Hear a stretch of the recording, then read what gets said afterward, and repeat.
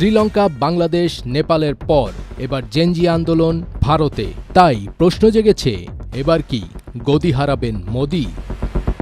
চিন্তার ভাঁজ স্পষ্ট হয়ে উঠেছে মোদি সরকারের কপালে। তবে কি এবার নরেন্দ্র মোদিকেও পালাতে হবে ভারত ছেড়ে? এমনিতেই যুক্তরাষ্ট্রের সাথে বেশ টানাপোড়েন চলছে মোদি সরকারের। এর মধ্যে অভ্যন্তরীণ উষ্ণতা বৃদ্ধি কোনো ভালো লক্ষণ নয় ভারতের জন্য। কোনো বিশেষজ্ঞ তো ভারতে সেনা অভ্যুত্থানের কথাও বলছেন, কারণ দীর্ঘদিন ক্ষমতায় থেকে বিরোধী দল ও মতকে দমন করে আসছে মোদি সরকার, যা সেনাদের অন্দরমহলেও নাকি আলোচনা সমালোচনার সৃষ্টি করেছে। মাত্র এক বছরের মধ্যে ভারতের আশেপাশে যা ঘটছে তা ভারতের কাছে, ভারতের শাসক শ্রেণীর কাছে খুবই চিন্তার বিষয়। শ্রীলঙ্কা থেকে বাংলাদেশ আর এখন নেপাল পর্যন্ত ভারতের প্রায় সব প্রতিবেশী রাষ্ট্রে রাজনৈতিক পালাবদল হচ্ছে গণবিক্ষোভ বা গণ অভ্যুত্থানের মধ্য দিয়ে। এবং সেগুলো যখন শুরু হচ্ছে, বোঝাও যাচ্ছে না যে ওই ছোট্ট ইস্যুগুলো হঠাৎই এক বিরাট চেহারা নেবে।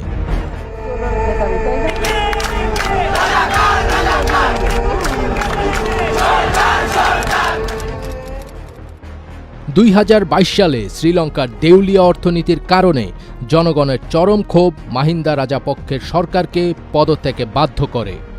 এর মাত্র 2 বছর পর 2024 সালে বাংলাদেশের ছাত্র আন্দোলন এক বিশাল গণবিক্ষোভে পরিণত হয়, যার ফলে সাবেক প্রধানমন্ত্রী শেখ হাসিনাকে দেশ ছেড়ে পালাতে হয়। আর এই তালিকায় এক্কেবারে শেষে নেপাল।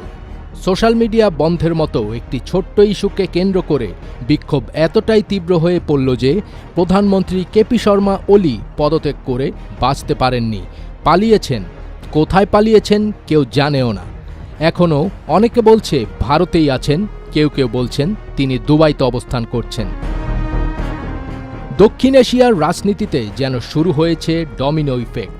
নেপালে যখন জেনারেশন জেডের তরুণদের বিক্ষোভে দেশ কাঁপছে, ঠিক সেই সময় ভারতের বিহার রাজ্যেও ছাত্র তরুণদের আন্দোলনে রাজপথ প্রকম্পিত হয়ে উঠেছে। বিহারে হাজার হাজার চাকরি প্রত্যাশী তরুণ শিক্ষক নিয়োগে শূন্যপদ কমানোর প্রতিবাদে রাজপথে নেমে এসেছেন। এতে রাজধানী পাটনার গুরুত্বপূর্ণ সড়কগুলো কার্যত অচল হয়ে পড়েছে। গত 9 সেপ্টেম্বর মঙ্গলবার সকাল থেকে প্রায় 3000 বিক্ষোভকারী তরুণ পাটনা কলেজ প্রাঙ্গণে জড়ো হয়ে মুখ্যমন্ত্রী নীতিশ কুমারের বাসভবনের উদ্দেশ্যে মিছিল শুরু করেন।